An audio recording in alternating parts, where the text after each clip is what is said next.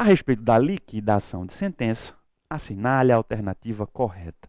Então perceba que a gente está mudando radicalmente o assunto. Já está começando a falar de liquidação de sentença. Vamos entender um pouquinho isso daí, pelo menos rapidamente. Vê, esse assunto liquidação de sentença, ele foi alterado, mas não foi pouco alterado não. Ele foi muito alterado pela Lei 11.232/2005, que entrou em vigor em junho de 2006. Essa lei ela mexeu com a execução de sentença, mexeu com a liquidação de sentença, mexeu com a defesa do executado na execução de sentença. O que foi que ela fez com a liquidação? Né? Só para a gente entender, já que estamos falando de liquidação. Ela transformou a liquidação, que antigamente era uma ação autônoma, era um processo judicial autônomo, ela transformou a liquidação numa fase do processo, num mero incidente do processo. Como assim? O processo começa naquela fase de conhecimento, que é encerrada por uma sentença do juiz. Se essa sentença for ilíquida, ou seja, se o juiz não indicar o valor do dano, o valor da condenação, você não pode passar direto para a fase de execução, para a fase de cumprimento da sentença. Porque para você executar alguém, a obrigação tem que ser líquida, certa e exigível. Se a obrigação não for líquida, se faltar liquidez, antes de você executar, você tem que liquidar. Então, depois da fase de conhecimento, poderá haver uma chamada fase de liquidação de sentença, onde você vai tentar encontrar o valor do dano, o valor da condenação, para só depois entrar na fase de execução de sentença, entrar na chamada fase de cumprimento de sentença. Então perceba, a fase de liquidação é uma mera continuação de um processo que já existe, de um processo judicial que já existe e que já começou há muito tempo atrás com a petição inicial, com a ação judicial, com a fase de conhecimento. Então a liquidação só continua. Essa é a regra, esse é o modelo. Vamos ver se esse modelo se aplica na letra A. Vamos ver, vamos lá. Aí a letra A diz assim: para que a sentença arbitral, não é uma sentença judicial, sentença arbitral, seja liquidada, será necessária a instauração de um processo judicial com a citação da parte sucumbente. Tá certo. Aí você pode dizer, mas peraí, professor, você acabou de dizer que a liquidação agora é uma mera fase do processo. Né? É uma mera fase de um processo que já começou lá atrás. Não precisa de um processo judicial autônomo, porque o processo já existe. Como é que agora você está dizendo que a letra A é verdade? Vê, pessoal, só para a gente entender. O que é arbitragem? Porque primeiro você tem que entender o que danado é a arbitragem. Imagina que eu estou envolvido aqui num conflito com o Sandro. Estou envolvido aqui numa lide com o Sandro. Ao invés de eu levar a minha lide, o meu problema para o judiciário, eu levei para a arbitragem. Foi um árbitro que julgou. Aí quando o árbitro julgou, ele julga através de uma sentença arbitral. Ele condenou o Sandro a me pagar. Só que ele não disse qual foi o valor que Sandro tem que me pagar. Ele só o condenou a me indenizar os prejuízos. Mas quanto é esse prejuízo? Ele não disse. Eu quero receber o meu prejuízo. O que é que eu tenho que fazer? Eu tenho que pegar essa sentença arbitral, formada num órgão arbitral, num procedimento arbitral. Perceba que até então não tem nada judicial aqui. Eu tenho que pegar essa sentença arbitral, levar para o judiciário, para que o judiciário liquide essa sentença arbitral. E caso ele não me pague, eu execute essa sentença no próprio judiciário. Então, nesse caso concreto, nesse caso específico, eu não posso dizer que a liquidação é uma mera fase do processo judicial, porque até então não tinha processo judicial. Eu não posso dizer que a liquidação vai ser uma mera continuidade da fase de conhecimento. Não teve fase de conhecimento.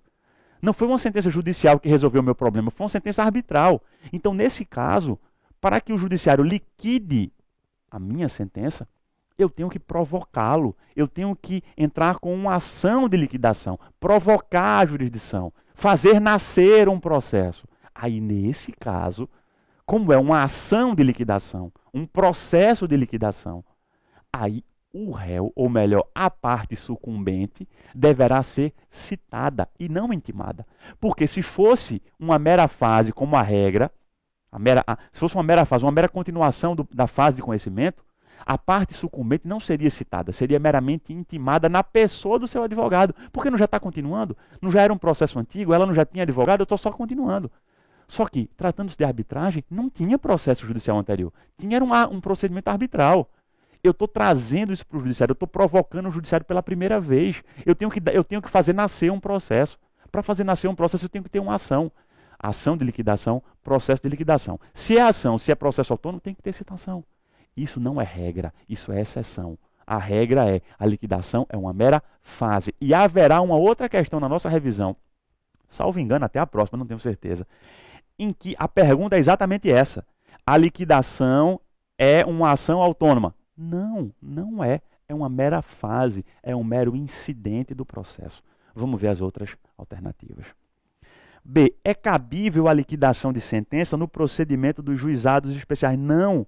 No juizado, a própria Lei 9.099, de 95, ela diz, juiz, te vira, você tem que dar uma sentença líquida. É inadmissível liquidação de sentença nos juizados especiais. Te vira, juiz, você tem que dar uma sentença líquida, porque aqui, no procedimento dos juizados, não tem espaço, não tem lugar para liquidação de sentença. Está errada a letra B, por isso. É incabível a liquidação de sentença antes do trânsito em julgado da sentença liquidanda. Está errada essa letra C. Veja lá, pessoal, no código, o artigo 475A, parágrafo 2º.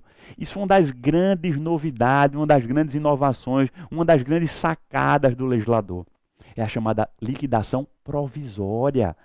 Economia processual, celeridade, razoável duração do processo.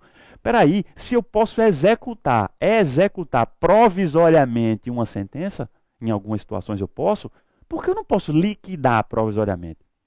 Eu tenho que esperar o trânsito em julgado da sentença para só depois eu começar a liquidação. O código, lá no parágrafo 2º do artigo 475A, ele diz assim, ó, se o vencedor quiser, se o ganhador quiser, enquanto o tribunal está julgando o recurso de apelação da outra parte, ele já vai liquidando a sentença, ele já vai ganhando tempo. O tribunal está lá no 2º grau, julgando o recurso de apelação, e a parte vencedora está aqui no 1º grau de jurisdição, liquidando a sentença perante o próprio magistrado. Está ganhando tempo, porque quando o tribunal julgar a apelação, se ele confirmar a sentença do juiz, eu já liquidei, eu já tenho um valor, opa, já vou executar.